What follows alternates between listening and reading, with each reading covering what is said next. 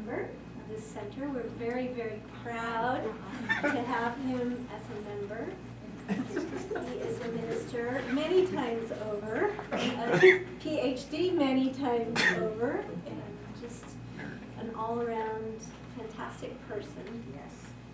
But you know that whole thing about being a member here, I think that's the biggest thing. So please join me in welcoming Reverend Dr. Raymont.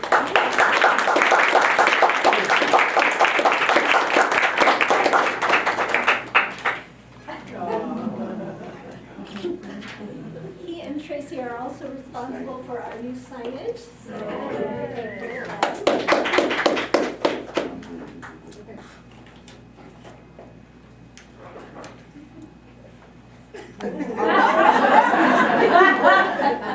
So how's everyone this morning? Excellent. So are you ready to be challenged?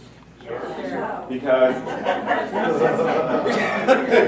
okay, so the reason I say today is a day to be challenged, or I'm asking if you're willing to be challenged, is because oftentimes, at least in my experience, oftentimes we say we want something, but we don't quite want to do the work to make it show up in our lives. We'll say we want, today is a day of confession. I'm not a former Catholic, but I will be confessing today. There was a time not too long ago when I weighed just shy of 300 pounds. And I mumbled and grumbled and complained about this and about that and what I wanted to do, and then, but I didn't change the way I was eating. I didn't change my level of exercise. I didn't change my level of self-appreciation, self-worth, self-love. I hated myself.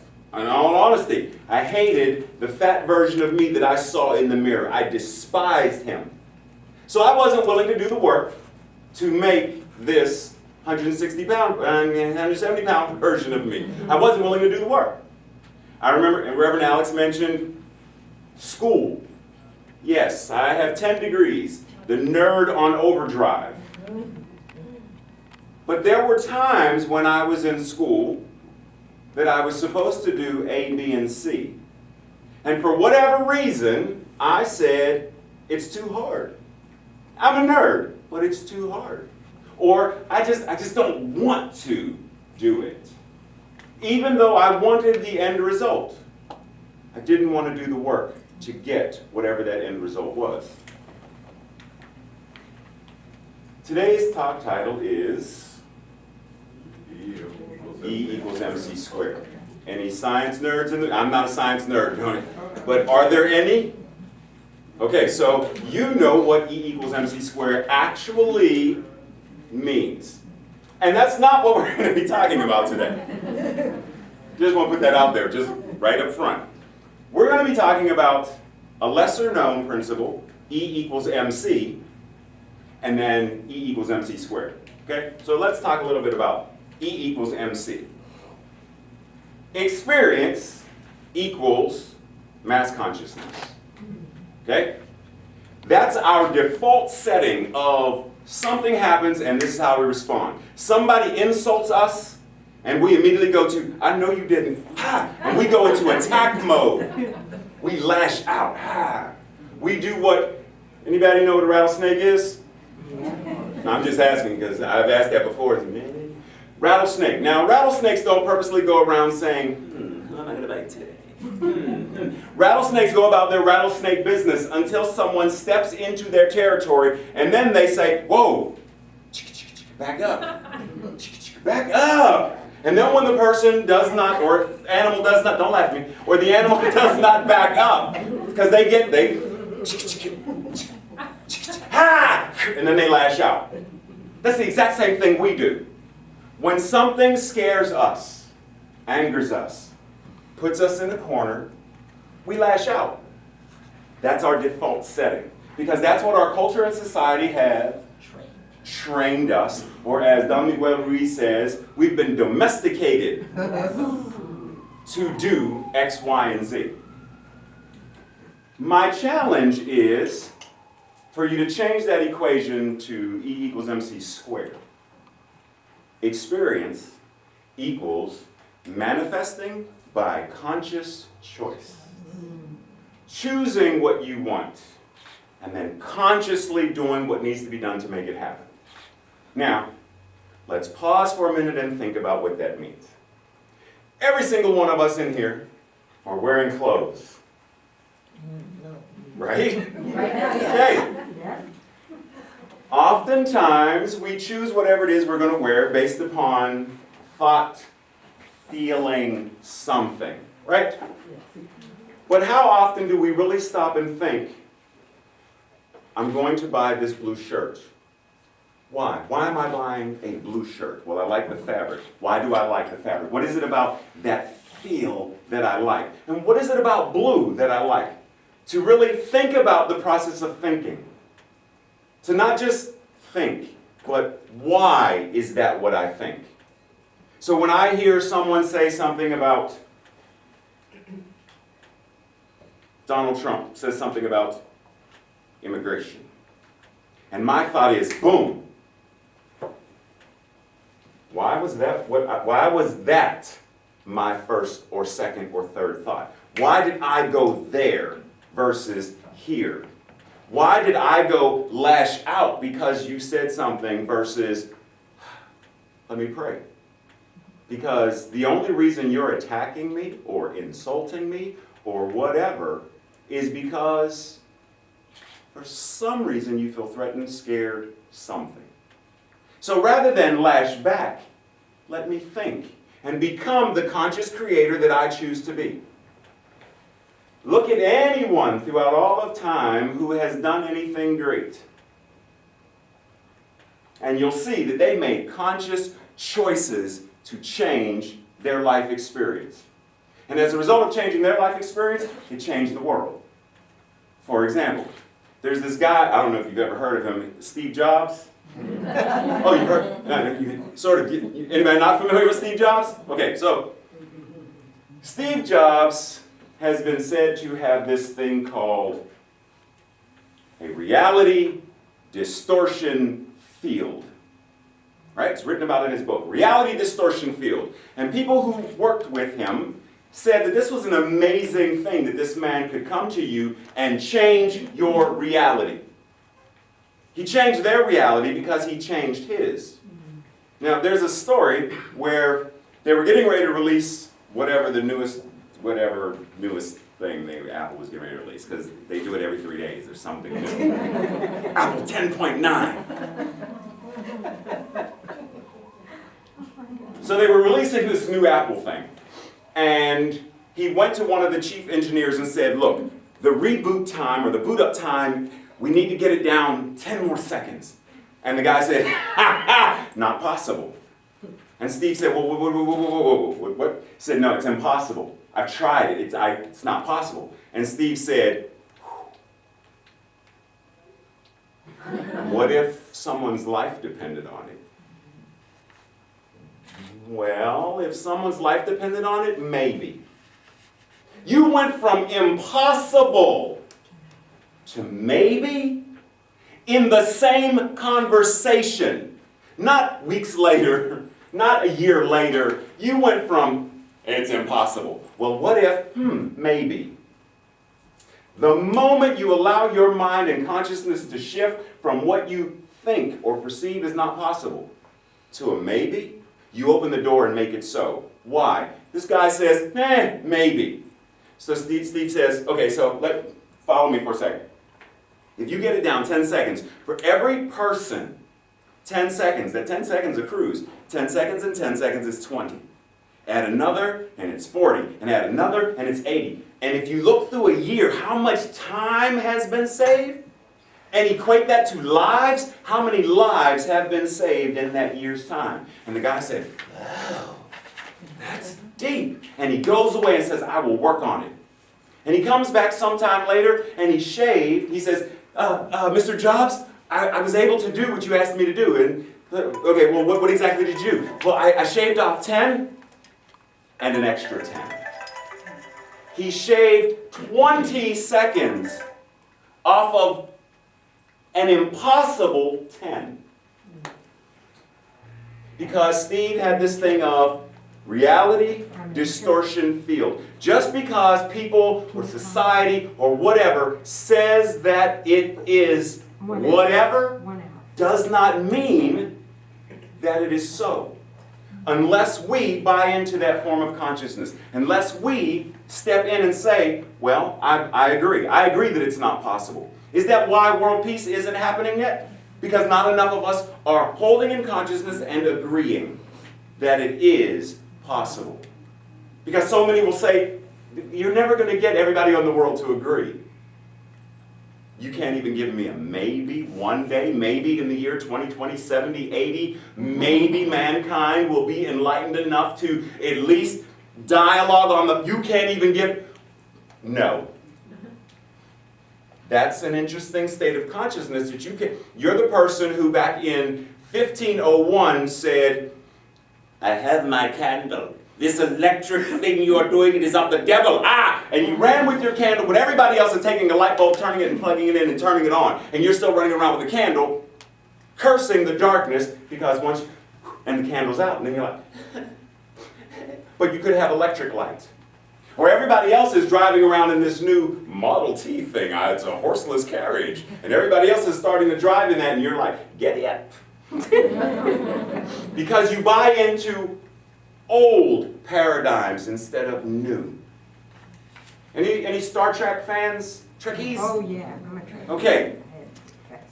In their future, how do they eat? Meaning, where does their food come from? A machine. A machine, food processor. Yes. They tell the processor, Manifest this for me. chocolate cake with chocolate icing, and I want it warm. And it creates it. Is that possible? My thing is, when Gene Roddenberry came up with this Star Trek world, Captain Kirk and them bloop, bloop, turned into a flip phone. Yes. And then Data and Picard and their touch screens. How many touch screen things between laptops and computers and ATMs? They're touch screens now. Yes. So what was science fiction has become science fact in many ways. So why couldn't the day that we need to kill animals to eat, or the day we need to farm to get fruits and vegetables, maybe one day that will stop? And a food processor that knows how to bring in all of the things from creation and serve it to you. Now the point of all of this is to show you how abundant you already are. Now, when we mention this thing called abundance, 99% of the time, many of us, our first thought is money. Money, money, money, money. Don't have enough. That's usually where we go. I want it, but I don't have it. I want more, but why? First of all, question is, why do you want more? What is it about more money that whatever the end result is? Because maybe it's not really the money. That's first thought. Start with money, since that's the bane of so many people's existence, money. Is it really the money that you want? If I were to come up to you and say,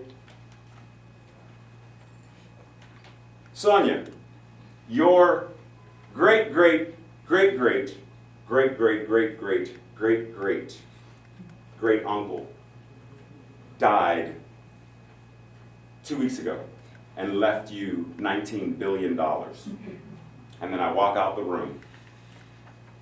What comes into your mind immediately? Put her on the spot. And anybody, answer for her. What comes into your mind immediately? Freedom. Freedom. I was just thinking who I would give it to. Who I would give it to. So some form of generosity. Who's that uncle? Who's that uncle? Why don't I know that uncle? For others it may be, how do I get it? Who is he, where is he, and how do I cash in on this? I got a lot to learn. That's the first thing I think. Which is fine. Because it's realizing whatever my first thought is generally my default setting. That's where I first went. My first thought was, who is he? Now the question is, dig beneath. Why do I want to know who he is? Why do I want to give? Why do I want freedom? And why do I not feel free now? Where in my life do I not feel free? Because the moment we tap in and say, am I generous now? Yes. Then you're abundant now. Do I have freedom in my life now? Yes. Then I have abundance now. And the thing is, shifting our focus and attention to realize that everything in all of creation, except for our default setting, is built on, based in, infused with abundance. The only place it doesn't exist, really, is our consciousness, our default setting of consciousness. How many hairs are on your head? More than you can count. How many cells are moving through your body? More than you can count. How many times have your bones regenerated to create new bone? More times than you can count. How many blades of grass are out? How many leaves are on the, how many apples have ever been? How many, everywhere in all of creation, abundance shows up. Except here. That place that says, when I reach in and pull my wallet out and open it, and a moth flies out. That means I'm not abundant. But does it really mean you're not abundant, or does it simply mean you ain't got no cash in your wallet? Because those are two different states of mind. One state of mind says, I'm broke, I'm poor, I'm penniless, I'm worthless, I'm useless, I'm no good to anyone. If I don't have to give away, then what good am I? If I don't have, I can't be free. I'm bound, I have to work. I have to be that man in Scrooge. I have to be Ebenezer Scrooge and count every single penny in that. Who wants that? Versus saying, how can, this is where the challenge comes in. How can I start saying, by conscious choice, I am abundant in ways that I can't even fathom. The fact that you have this thing called an imagination that is beyond limit. Every book of fiction, every article of clothing, every car, every painting, everything that came from somebody's imagination in some way, shape, or form. So imagination is without limit. And as we already know, imagination for many has created these very things, works of art that sit in the museum and galleries now worth billions of dollars. Somebody sat in their living room with a coffee can and some watercolors and I'm painting. Am I painting for the purpose of becoming wealthy? No. I'm painting because I have this thing in me that needs to be expressed. And they let it out. And then others are like, oh my God, that painting is beautiful. Can I buy it? Can I hang it up in my home? Can I share your wealth, your beauty, your amazing talent with people who come into my home? Yes, and we receive the check. Everything births from consciousness. Imagination is consciousness. Are we willing, especially we as adults, are we willing to go to that neighborhood called imagination and play? There's a workshop coming up about it. Are you willing to go there and let go of the confines that say, because you are male, black, white, Hispanic, other, you can't. Because you're gay, lesbian, this, that, or the other, you can't. Because it's year 2015 and you're not an American citizen, you can't. Because of whatever, you can't. Because that's what we adults, we love our boxes. We love those little confined things that say, I can trust it, I know that I can go this far and this far. Beyond that, I'm not comfortable. I'm not comfortable. Why did Harriet Tubman say, yeah, I freed a whole bunch of slaves, but I could have freed more if they had only known that they were slaves? Ooh, I could get out of this box. if I knew that there was a box. But that box is our default setting. Are we willing to assess it and analyze it and look at it and say, am I really comfortable with my life the way it is? I mean, right now, if I were to individually come up to each one of you and ask, is there something in your life you want to be different? Or are you completely in your state of bliss right now that you will live for the next 250 years exactly as you are now? Would you be okay with that? Or is it, oh, no, right? I got the concept, but no. I, as source, I, with source moving in me, through me, as me, and around me, have no choice but to expand. Because that's what source does. It expands. Science is already saying the universe, the galaxies, is ever expanding. They used to say, well, the known universe exists from here to here. That's it. Wait a minute. It used to be this way. Whoa, excuse me, Bob, where are the extra measurements coming in? Now they're saying, no, it's expanding. All of creation is about expansion. So are we willing to say, this area of my life, I'm good. I'm comfortable. I'm good. I've got good relationships and good friendships, but this area, I still got some folks to forgive. This area, I still have this thing about self-love and appreciation. Somewhere in me, I don't feel worthy. I can't quite put my finger on it, but somewhere. Well, I want a relationship, but, or I want this to be my job, this, but I don't know what this is because it hasn't been created yet. You know what I mean? Like at one point, there was no Apple computer stuff, right? And Steve Jobs steps in and creates it. Walt Disney creates Disney World, Disneyland, Disney Empire. Oprah creates OWN. It didn't exist at one time, and they step in and they say, I want it, I'm going to make it. So I'm going to bring something out of it, and there it is. Are we willing to do that with our own lives and say, there's something I want, and I want it now, not just because I want it, but I know what I want to serve. I want to give, I want to share, I want to be a light in the world. So I am willing to go through my baggage, as challenging as it may be.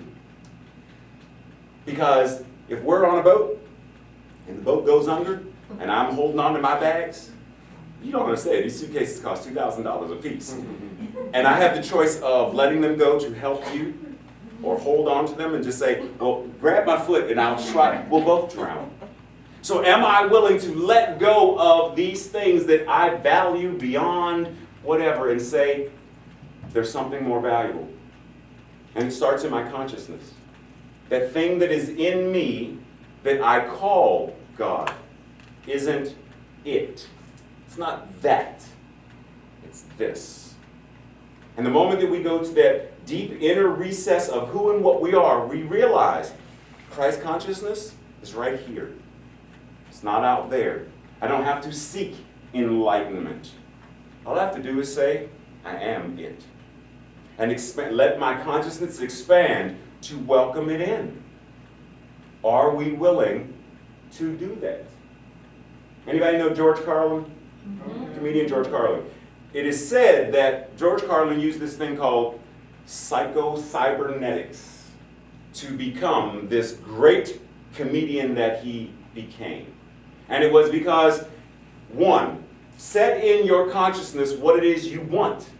I want jokes that are funny. And the moment things start to pop in that, because they'll start to show up. And when they show up, journal. Write them down. Because the moment you write them down, you are acknowledging that Source is answering your request. When you say, I want to go to dinner. And the three of us are going to go to dinner. And the two of them agree and say, okay, Ray, let's go to dinner on Wednesday. My first thing should be, thank you. Gratitude. Because the moment I am able to stand in gratitude for that, then they invite me to dinner. And then you invite me to dinner. And then I'm like, oh, my calendar's full. I can't do dinner with everybody. But I'm grateful for it now. But if I don't acknowledge it and stand in gratitude of it, then I'm sitting at home many a Friday night wondering, why is nobody inviting me out to dinner?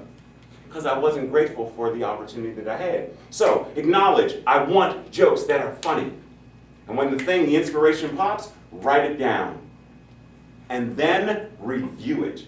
Go back and say, so on Monday I had this, and you'll start to be able to see these things connecting the dots.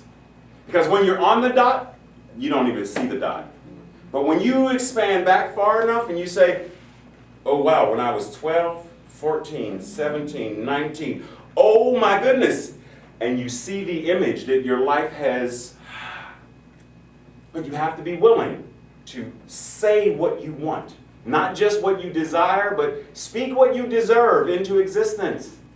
We got to start talking about what we deserve and put it out there. Start writing it down, journaling about it, meditating about it, treating about it, praying about it, focusing your attention on it. Because if I were to say, Herta, I want you to, for every chocolate chip cookie you bring me, between now and next Friday, I will give you $2,000. And say I open it up to everybody. What's the first thing? Okay, look, the corner bakery down there. Let's go here. You're going to clean out as many chocolate chips. Union Station, they got a bakery in it. You're going to. Why do we not do that with the wealth and abundance and prosperity in our lives? It's time for us to start saying, this is the experience that I want. I have the ability and the power to manifest it by consciously choosing what I want my experience to be. And so it is. So it is.